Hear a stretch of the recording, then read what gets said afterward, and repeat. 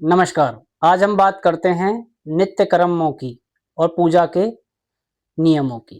क्या ध्यान रखना चाहिए पूजा करते समय? तो जैसा कि हम सुबह उठते हैं तो सबसे पहले अपने हथेलियों को देखें। हमारे हथेलियों में, हमारे हाथों में सारे पंच तत्व होते हैं, सारे नवग्रह होते हैं। इनको देखें और मंत्र बोलें। कराग्रे वस्ते लक्ष्मी, कर मध्ये सरस्वती, कर मूले गोविंदा, प्रभाते कर दर्शनम। और इनका दर्शन करें। दर्शन करके हाथ ऐसे रब करें और अपने चेहरे पे लगाएं। उसके बाद पृथ्वी को प्रणाम करें। पृथ्वी को प्रणाम करके फिर एक मंत्र बोलें। ब्रह्मा मुरारी त्रिप्रांतकारी, भानु शशिभु मिस्तो बुधश्च, गुरु शशुग्र शन राहु केतव, कुर्वंत सर्वे मम देव देव। और अब सब नवग्रहों को प्रणाम करें। इससे आपके नवग्रहों को प्रणाम जाएगा। और उसके बाद बिस्तर से खड़े हों। खड़े होने के बाद नित्य कर्म जो आप करते हैं उन क्रिया से फ्री हों। फ्री होके साफ सुथरे कपड़े पहने जैसे आपके पास हैं। नए पुराने का कोई उसमें सार आसार नहीं है। आप पुराने हैं वस्त्र, लेकिन साफ सुथरे होने चाहिए। साफ सुथरे हों। साफ सुथरे पहनने के बाद भगवान जी के मंदिर में जाएं। मंदिर में जाने के बाद भगवान जी को प्रणाम करें, दूर से प्रणाम करें। फिर अपना आसन लें। आसन का ध्यान रखें। आसन कंबल टाइप के आजकल छोटे छोटे आते हैं, 2 बाई 2 फुट के। वो छोटा सा एक आसन लें जिससे वो चुभता नहीं है। आप ज़्यादा देर तक भी बैठ के पूजा कर सकते हो, आरामदायक होता है। कुशा का आसन अलग पद्धति के लिए यूज होता है। हर आसन के अपने अपने अलग प्रणाम हैं। गृहस्थी वाले आदमी को छोटे कपड़े के आसन पे बैठना चाहिए। आसन साफ सुथरा हो, आसन फटा ना हो, आसन में छेद ना हो, इस चीज़ का ध्यान रखें। अच्छा, इसके बाद अपने बर्तन भगवान जी के साफ रखें। बर्तनों का ध्यान रखें। दीपक, लोटा, प्लेट, चम्मच पीतल या तांबे की हों। इसमें विशेष है, भगवान जी के लिए स्टील धातु, एल्यूमिनियम धातु की पद्धति नहीं है। उसमें आप पीतल या तांबे, कॉपर के, ब्रास या कॉपर का ही बर्तनों का यूज करें। ठीक है। उसके बाद भगवान जी को नहलाएं। भगवान जी को अपने वस्त्र पहनाएं। मूर्ति पूजा करते समय ये ध्यान रखें, आपके घर में किसी भी देवी देवता की 2 मूर्ति ना हो। 2 मूर्ति हो तो एक को तुरंत हटाएं। ठीक है। मूर्ति घर में जो पूजा आप कर रहे हैं, जिस मूर्ति की पूजा, मूर्ति अगर है तो उसकी लंबाई ऊंचाई 6 इंची से ज्यादा ना हो। अगर तस्वीर है तो उसकी ऊंचाई 10 इंची से ज्यादा ना हो। उसके बाद भगवान जी को नहलाएं, अपने वस्त्र आदि पहनाएं, उनको पुष्प चढ़ाएं, धूप जलाएं, फिर दीपक जलाएं। दीपक में ध्यान रखें, दीपक में अगर कोशिश हो तो कच्चे सूत की बाती जलाएं। सफेद कलर का कच्चा सूत आता है, वो ना हो तो कलावा ले लें। रुई को अवॉइड करें, कॉटन ना जलाएं।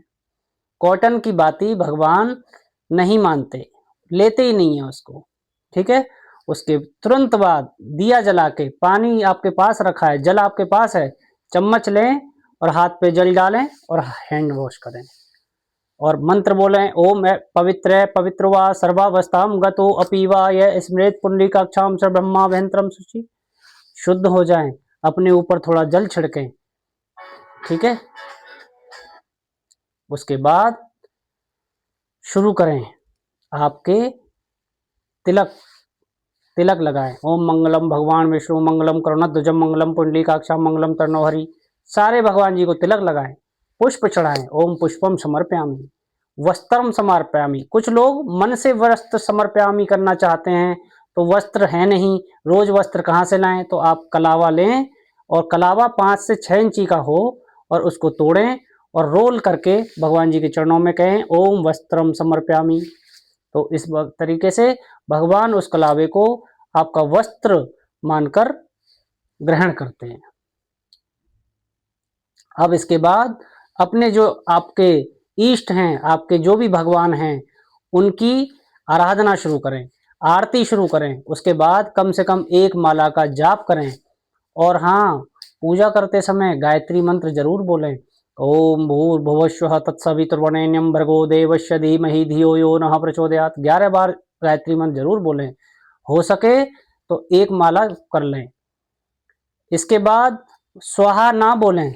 गायत्री मंत्र के बाद स्वाहा तभी बोला जाता है जब आहुति दी जाती है। आहुति देते समय ही स्वाहा बोलते हैं, विशेष ध्यान रखें।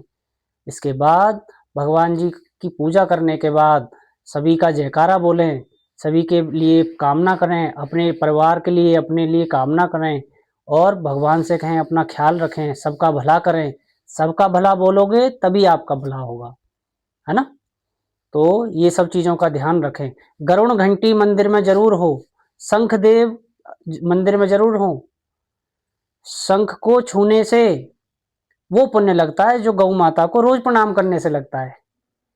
और एक आपको अच्छी बात बता देता हूं आज, जिन घरों में ये डर है कि हमारी बेटी जवान हो रही है, हमारा बेटा जवान हो रहा है, और वो शंख को अगर गाल से टच करके बोले ओम श्री हरि श्री हरि श्री हरि 11 बार बोले, उनका बच्चा कभी गलत रास्ते पर नहीं जा सकता।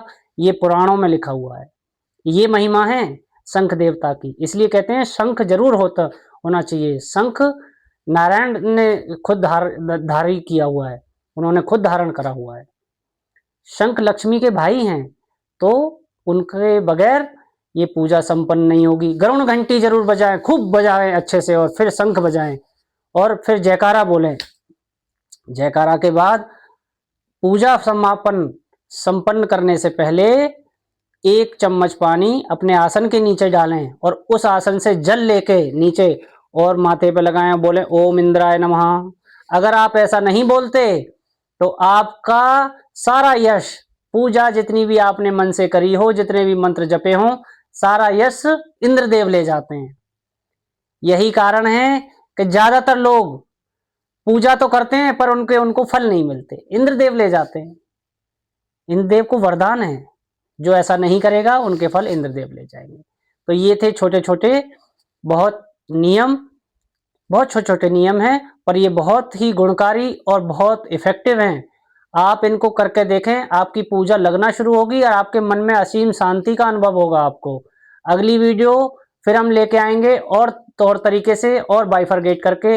आपको किसी टॉपिक के ऊपर वीडियो चाहिए तो आप बताएं, हम उसके ऊपर वीडियो जरूर बनाएंगे। चैनल को ज़्यादा से ज़्यादा लोगों को शेयर करें, सब्सक्राइब करें और पूजा के नियमों का ध्यान रखें। राधे राधे।